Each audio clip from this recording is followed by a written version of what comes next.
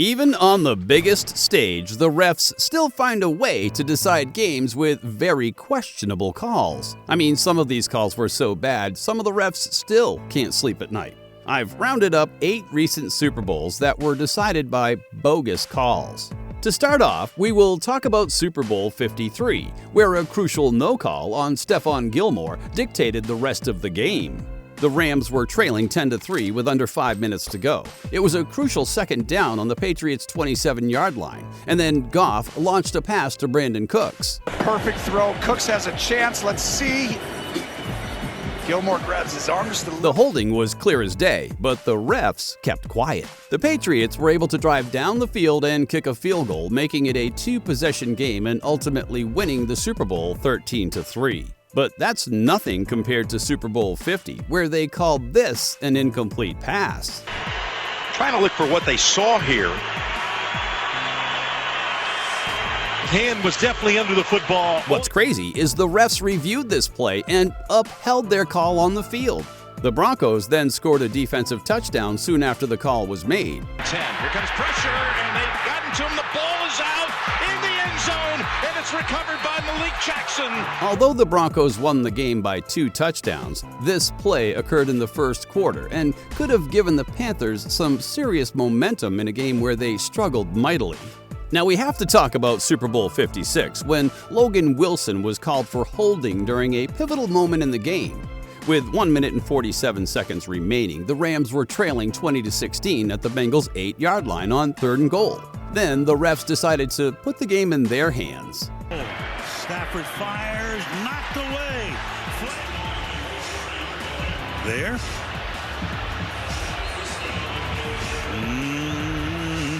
At literally the most important part of the game, the refs made that soft call. You gotta be kidding me. Just 3 plays later, the Rams scored a go-ahead touchdown and won 23-20. But many fans took to social media expressing their frustration at how the refs decided the outcome of the game. If you think that call was bad, wait until you hear about these 3 blown calls in Super Bowl 54. Late in the second quarter, with the game tied, Jimmy G connected with George Kittle that put them deep in Chiefs territory. But hold up, the refs threw a flag on offensive pass interference. Sideline, Kittle, what a throw and catch, and a flag flies. They might get Kittle, Joe. This led to the Niners taking a knee instead of kicking a field goal and going up 3 at the half. Sadly for Niners fans, this was just the beginning of questionable calls. With just 9 minutes left in the game, the Chiefs stopped the 49ers on a crucial 3rd down. But wait a second. It's as clear as day the Chiefs were offside. But nope, the refs didn't see anything, and the Niners were forced to punt. On the next possession, Mahomes hit Hill for a 44-yard gain. The same play, Nick Bosa was held. To no surprise, the refs kept the flag in their pocket. And to top it off, when the 49ers got the ball back up 3, Jimmy G gets blasted to the head by linebacker Ben Neiman. Inside, affecting the throw. That's a great job by this Chiefs defense as they force. This should have given the 49ers a first down, but instead they punt and the Chiefs score the go-ahead touchdown. The rest is history. This next rigged moment not a lot of fans are aware of. During Super Bowl 42, one of the most infamous plays in Super Bowl history, the helmet catch, a clear holding on Richard Seymour went unnoticed by the refs. What's crazy is that Giants center Sean O'Hara even admitted he choked Richard Seymour. I understand a lot of holding in the NFL goes unnoticed, and you don't want to see that type of call decide the biggest game in the NFL. But this wasn't just any holding. O'Hara literally held Seymour by the throat. This penalty would have pushed the Giants back to 3rd and 15, and who knows what the rest of the game would have looked like. However, I can confidently say that anyone who isn't a Patriots fan appreciates this no call. Anyone remember the Philly special? Yeah, that play was illegal, but I guess the refs didn't read up on the rule book too much. There's supposed to be 6 players lined up on the line of scrimmage. Do you see 6 players? Granted, the refs say they give the players a 1-yard cushion to be on the line, but again, it's clear Alshon Jeffrey is 2 yards off the line. Even though the Eagles won by 8 points, a penalty would have pushed the Eagles back at the 6 where they would have kicked a field goal, which would change the whole dynamic of the second half. All right, another Super Bowl and another 49ers robbery. Back in 2013, during Super Bowl 47, the game came down to a 4th and goal at the Ravens' 5-yard line. Then this Here it happened. is again. Contact inside 5 yards. The ball's in the air.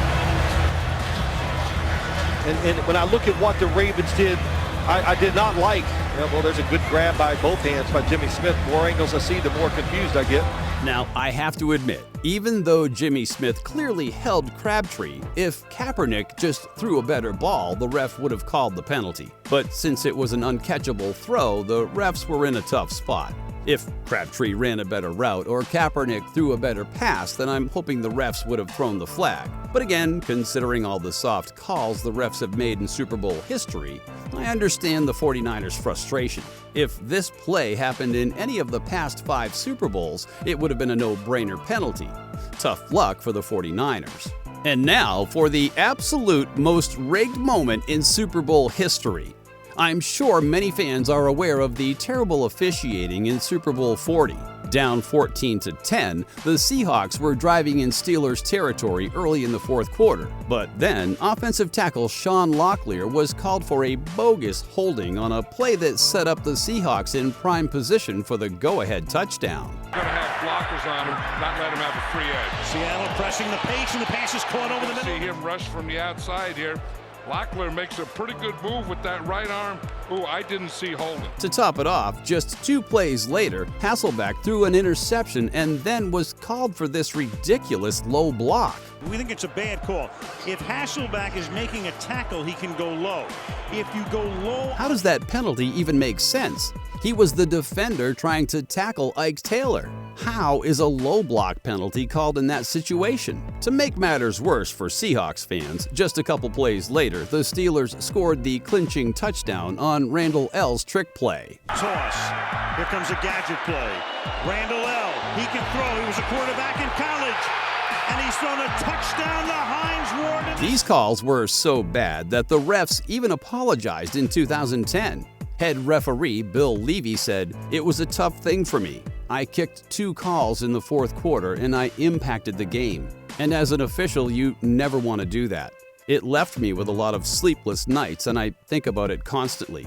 I'll go to my grave wishing that I'd been better." Oh crap, now I just feel bad. To be honest, after hearing that, my heart goes out to Bill Levy. It was a Super Bowl to forget, to say the least. Let's just hope this year's Super Bowl doesn't top it.